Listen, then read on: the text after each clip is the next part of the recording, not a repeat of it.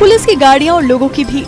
तस्वीरें दिल्ली के आदर्श नगर की हैं, जहां से हत्या का मामला सामने आया।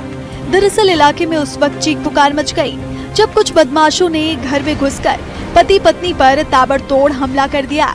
हमलावरों ने बेरहमी से राखी नाम की महिला को चाकू से गोद दिया और जब उसे बचाने पति आशु आगे आया तो उसे भी लहूलुहान कर दिया। अस्पताल ले जाते समय महिला ने दम तोड़ दिया, जबकि उसका पति अब भी जिंदगी और मौत की जंग लड़ रहा है। इस खौफनाक वारदात के बाद पूरे इलाके में डर का माहौल है और लोग सुरक्षा को लेकर डरे हुए हैं। पुलिस अब सीसीटीवी कैमरों की फुटेज खंगाल रही है ताकि उन बेरहम कातिलों का सुराग लगाया जा सके जो वारदात के बाद फरार हो गए। फिलहाल ये साफ नहीं हो पाया है कि इस हत्या के पीछे की असली वजह क्या थी, लेकिन पुलिस हर एंगल से मामले की बारीकी से जांच कर रही है। मुजफ्फरनगर में पुलिस ने दिल्ली के एक ऐसे प्रेमी जोड़े को गिरफ्तार किया जिन्होंने फिल्मों और टीवी सीरियलों को देखकर ठगी का फिल्मी रास्ता चुना। ये जोड़ा खुद को फर्जी सीबीआई और कस्टम अधिकारी बताकर मासूम लोगों को अपने जाल में फंसाता और उन्हें ब्लैकमेल कर मोटी रकम वसूलता था। हाल ही में इन्होंने इकरा नाम की एक महिला को डरा धमकाकर उससे 5 लाख रुपए ऐंठ लिए, जिसके बाद पुलिस ने जाल बिछाकर दोनों को धर दबोचा। जांच में सामने आया कि ये शातिर जोड़ा अब तक करीब 20 लोगों को अपना शिकार बना चुका है और इनके पास से फर्जी आईडी कार्ड और सर्च वारंट भी बरामद हुए। पुलिस ने इनके कब्जे से 2 लाख रुपए कैश, मोबाइल फोन और पासबुक बरामद की है, जिससे इनके काले कारनामों का कच्चा चिट्ठा खुल गया है।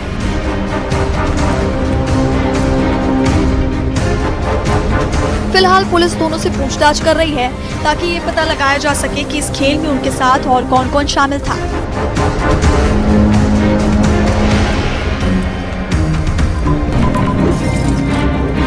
दिल्ली के पौष इलाके प्रीत विहार में पार्किंग का मामूली विवाद एक खौफनाक हत्याकांड में बदल गया, जहां एक शख्स को अपनी जान गंवानी पड़ी।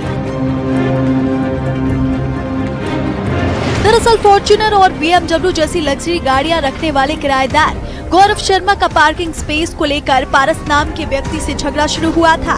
विवाद बढ़ता देख पारस ने अपने भाई पंकज को नोएडा से मदद के लिए बुलाया, लेकिन किसे पता था कि ये मुलाकात पंकज की आखिरी रात साबित होगी। गुस्से में बेकाबू आरोपी गौरव ने पिस्तौल निकाली और पंकज के सीने में गोली दाग दी, जिससे अस्पताल ले जाते समय उसकी मौत हो गई। दिल्ली पुलिस को रात के अंधेरे में एक के बाद एक 2 PCR कॉल मिली, लेकिन जब तक टीम पहुंचती आरोपी अपने साथियों संग मौके से फरार हो चुका था। पुलिस ने हत्या और आर्म्स एक्ट के तहत केस दर्ज कर लिया है और आरोपी की तलाश में ताबड़तोड़ छापेमारी कर रही है।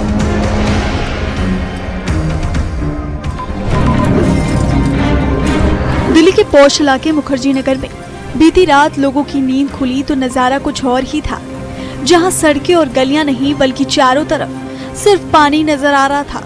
दिल्ली जल बोर्ड की पाइपलाइन क्या फटी, चंद घंटों में ही पूरी सोसाइटी पानी पानी हो गई। हैरानी की बात यह है कि जब लोग मदद के लिए गुहार लगा रहे थे, तब जल बोर्ड के अधिकारी चैन की नींद सो रहे थे और घंटों बाद भी मौके पर कोई नहीं पहुंचा।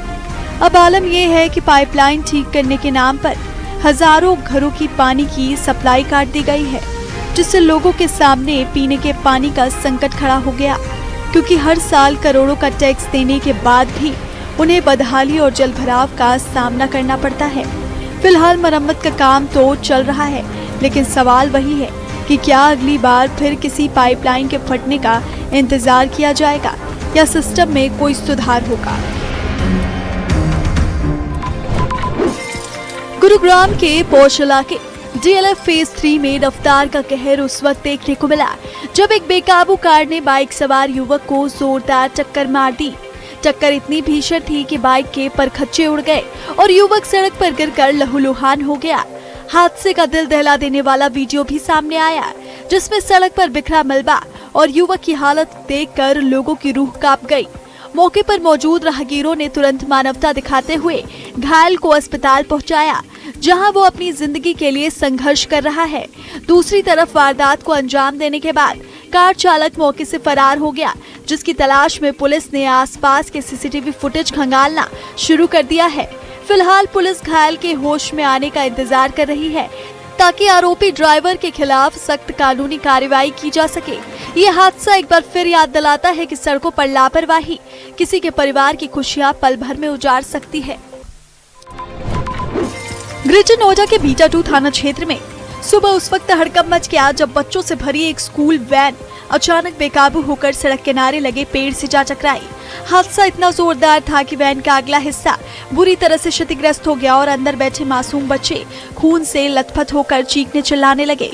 सुबह सुबह अपने स्कूल जा रहे इन बच्चों को जरा भी अंदाजा नहीं था कि उनकी वैन इस कदर हादसे का शिकार हो जाएगी। आसपास के लोगों ने तुरंत मौके पर दौड़कर बच्चों को बाहर निकाला और उन्हें पास के एक निजी अस्पताल में भर्ती कराया, जहां उनका इलाज चल रहा है। सूचना मिलते ही पुलिस की टीम मौके पर पहुंची और जांच शुरू कर दी गई। आखिर वैन अनियंत्रित कैसे हुई और क्या चालक की कोई लापरवाही थी? इस घटना के बाद से घायल बच्चों के परिजनों में गहरा रोष है और पूरे इलाके में अफरा तफरी का माहौल बना हुआ है। फिलहाल पुलिस मामले की गंभीरता को देखते हुए कार्रवाई में जुटी हुई है। गाजियाबाद में एक मासूम बच्ची के साथ दरिंदगी करने वाले हैवान का आखिरकार पुलिस ने अंत कर दिया। 4 साल की बच्ची से रेप और हत्या का आरोपी जसीम उर्फ छोटू पुलिस के साथ हुई मुठभेड़ में ढेर हो गया। 11 अप्रैल को जिस मामा ने टॉफी दिलाने के बहाने अपनी ही भांजी का कत्ल किया था, पुलिस ने उसे घेरेबंदी के बाद जवाबी कार्रवाई में मार गिराया।